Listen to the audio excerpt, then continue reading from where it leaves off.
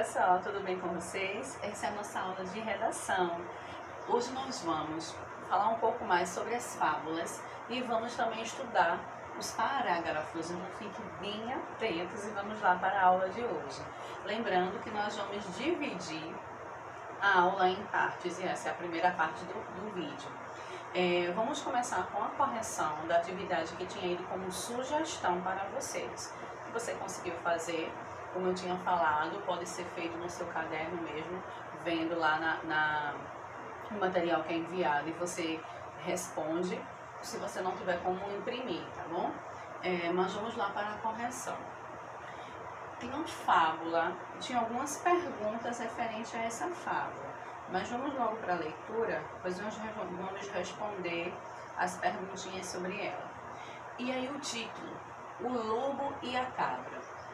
Um lobo viu uma cabra pastando em cima de um rochedo escarpado. E como não tinha condições de subir até lá, olha aqui o lobo e a cabra aqui, resolveu convencer a cabra a vir mais para baixo. Minha senhora, que perigo, disse ele numa voz amistosa. Não seja imprudente, desça daí. Aqui embaixo está cheio de comida, uma comida muito mais gostosa. Mas a cabra conhecia os truques do esperto lobo. E olha o que a cabra falou. Para o senhor, tanto faz se a relva que eu como é boa ou ruim. O que o senhor quer é me comer. Cabrinha esperta essa. A moral dessa fábula. Cuidado quando o inimigo dá um conselho amigo. Então, gente, a cabra sabia qual era a intenção do lobo. Ele estava aqui, ó, sendo amistoso, sendo amigável, já que ele não podia subir e ir até ela. Então ele queria convencer, através das palavras enganosas, queria convencer a cabra de vir até ele, não é?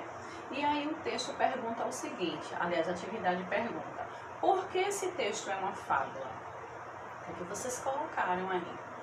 Quando vocês já veem assim, já dá para identificar que é uma fábula? Será que é possível isso? Sim, porque aqui estão algumas características que a gente tinha estudado na aula anterior.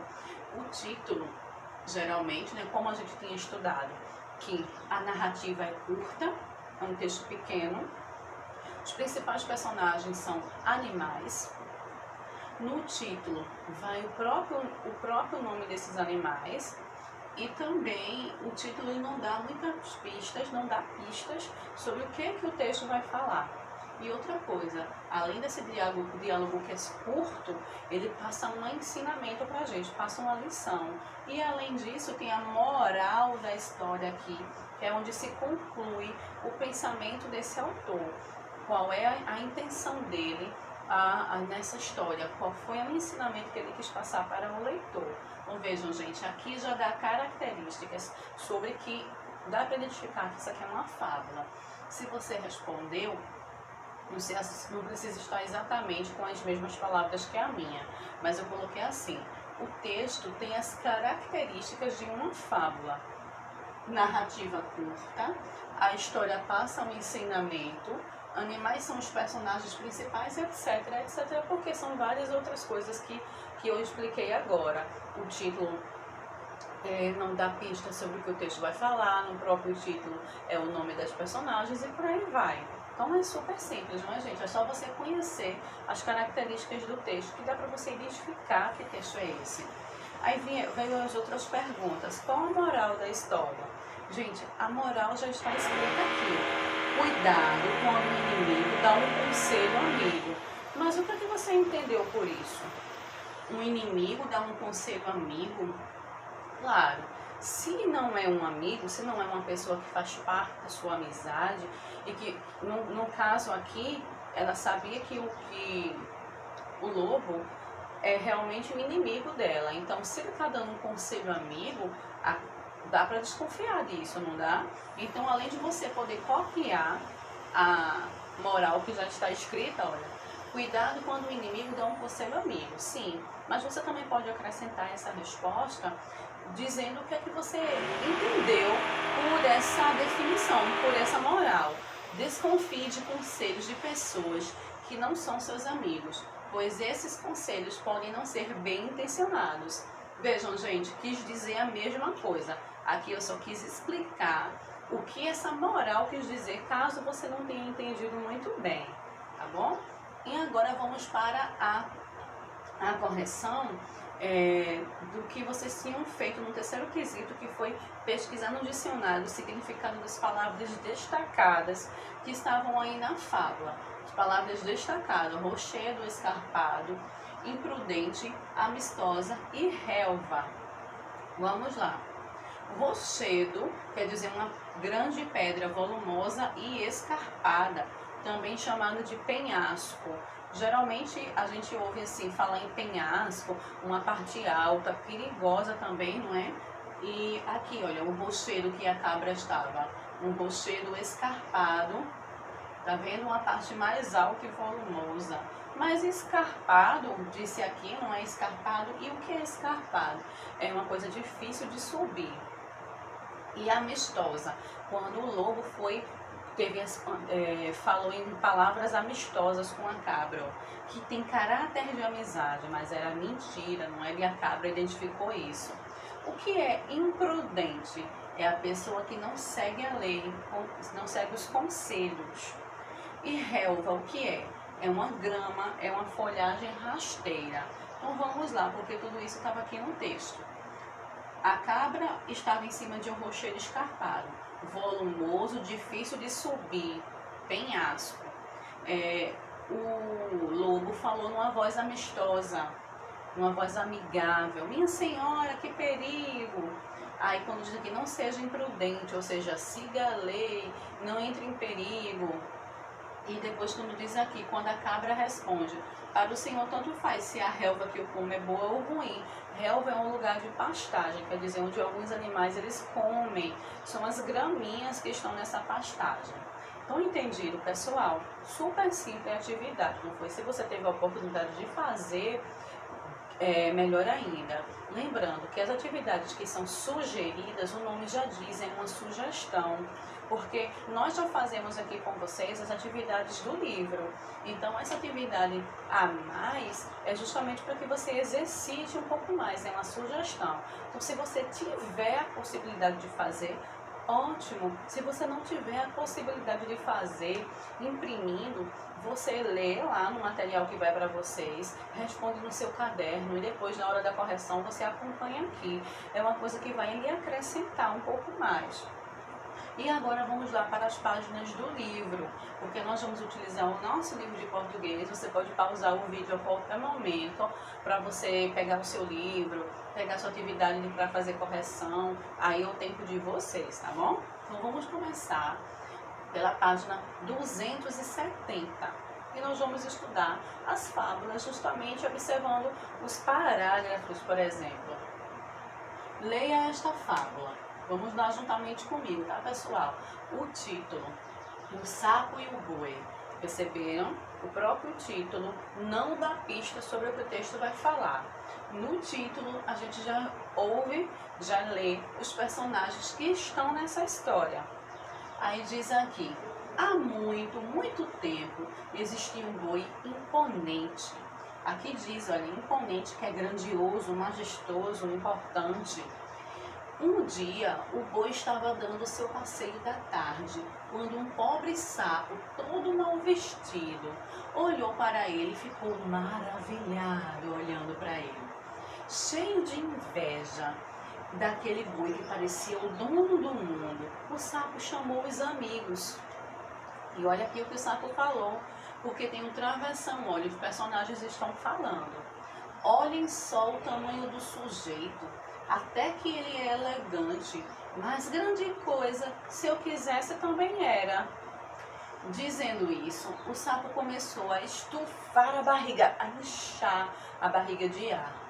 Estufar a barriga e em pouco tempo já estava com o dobro do seu tamanho normal, de tanto que ele estufou a barriga de ar, ele inchou. E diz aqui: já estou grande que nem ele? Perguntou aos sapos. Não, ainda está longe, responderam os amigos. O sapo se estufou mais um pouco e repetiu a pergunta. Não, disseram de novo os outros sapos. E é melhor você parar com isso, porque senão vai acabar se machucando. Mas era tanta a vontade do sapo de imitar o boi, que ele continuou se estufando, até estourar. E a moral, seja sempre você mesmo. Fábula de Esopo também. Gente, aqui, sempre, mesmo que não tivesse essa moral escrita aqui embaixo, não daria já para entender qual é a lição que o texto quis passar. Porque às vezes pode ser que você leia uma fábula que não tenha essa moral aqui no final, mas no próprio texto já está subentendido. Como é isso? Já está ali, ele não está escrito claramente, mas já dá para entender que está aqui todo o ensinamento do texto. E a moral, ela é uma frase que ela define o ensinamento desse texto. E nesse caso aqui, a gente viu, não é? Que o sapo estava morrendo de inveja. Ele não apenas admirou o boi que ele achou bonito e elegante, ele não admirou, ele quis ser igual. E diz aqui, ó, grande coisa, ele é elegante, mas grande coisa, se eu quisesse também era. Ou seja, ele apenas não admirou, mas ele desdenhou. Ele grande coisa ele, mas eu também posso ser igual se eu quiser. Além dele invejar, de ter esse desdém de achar que não fosse tanto assim, mas ele queria ser igual. E aqui diz, sim, e outra coisa, como é que um sapo, que tem um tamanho muito menor do que um boi, que vamos dizer que é o tamanho da patinha do boi, como é que ele quer ser tão grande quanto o boi? Cada um tem o seu tamanho, cada um tem o seu porte, cada um tem sua característica. Por isso que a moral diz, seja sempre você mesmo. Então não adianta às vezes você querer ser completamente igual ao outro, se cada pessoa, cada um de nós possui suas características. E aqui diz, qual era o desejo do sapo? Gente, eu estou falando aqui da página para vocês responderem, tá bom? Qual era o desejo do sapo? E você escreve aqui. Depois, na página 271, eu vou passar adiante, sem precisar que você veja a resposta, tá bom? No vídeo, a resposta vai vir depois. E aqui, na página 271, segundo quesito, o que o sapo fez para tentar realizar o seu desejo? Muito fácil, não é? O texto está lá escrito claramente isso. Terceiro quesito, a moral da história é, seja sempre você mesmo. O que ela ensina? Foi isso que eu acabei de comentar aqui com vocês, não é, gente? Depois, observe a fábula O Sapo e o Boi. Observe que ela é dividida em partes, chamadas parágrafos. Parágrafo é uma parte do texto que reúne um conjunto de ideias. Seu início é indicado pela mudança de linha e por um afastamento da margem. Olhem só, vou explicar um pouquinho mais sobre isso.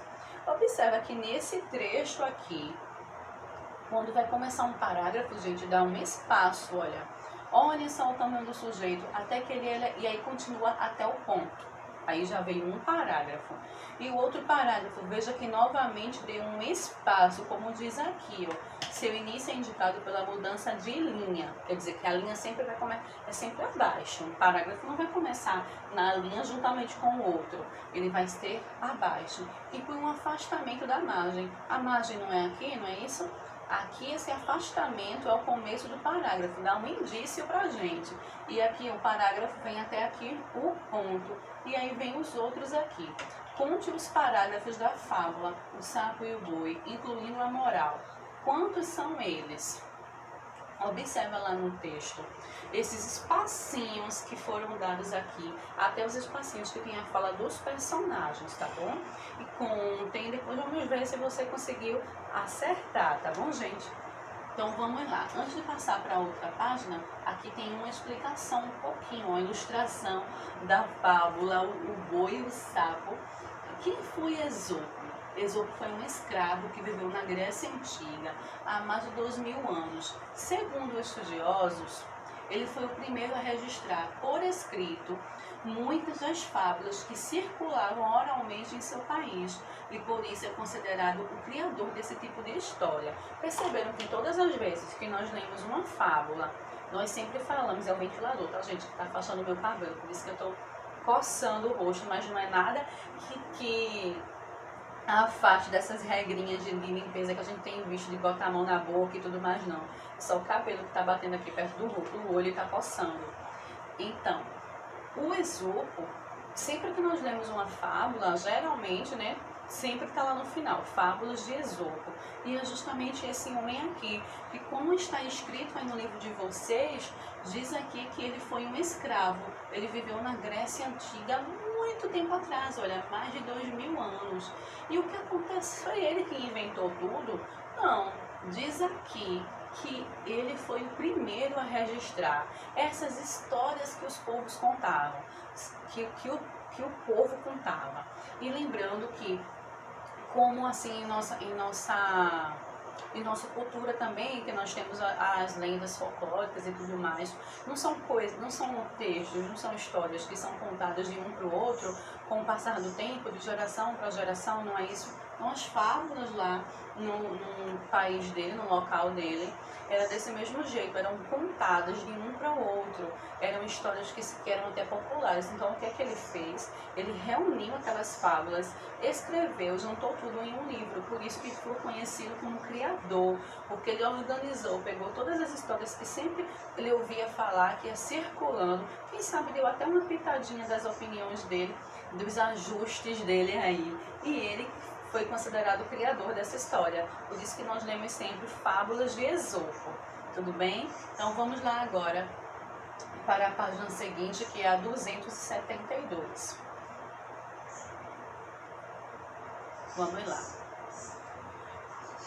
Essa página aqui, ela tem mais coisas aqui embaixo, tá bom? Só que eu não vou falar, não nos interessa no momento aquele quesito que tem mais aqui embaixo, não.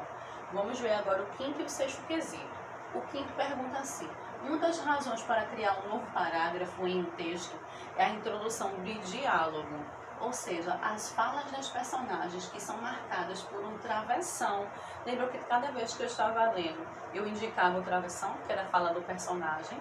Aqui, ó, na fábula lida, quantos parágrafos de fala existem? Vejam, o quarto quesito, você vai contar os parágrafos o total de parágrafos que tem na fábula. Já no quesito 5, você vai contar somente os parágrafos que são de fala do personagem. E o sexto quesito, observe na fábula, o sapo e o boi, os parágrafos que não são da fala dos personagens. Letra A, quem conta a história? Letra B, quantos parágrafos não reproduzem a fala dos personagens? Se ali no quarto você tem o total de todos os parágrafos, aqui no quinto você vai contar os parágrafos somente de fala dos personagens. Já aqui na letra B, você vai contar os que não são fala de personagem. Então tá bem fácil, não é só você contar aí. Então, até a página 272, façam essas 3 páginas e daqui a pouquinho nós vamos fazer a correção dessa atividade. Vai ficar para a segunda parte do vídeo, tá bom? Então até mais!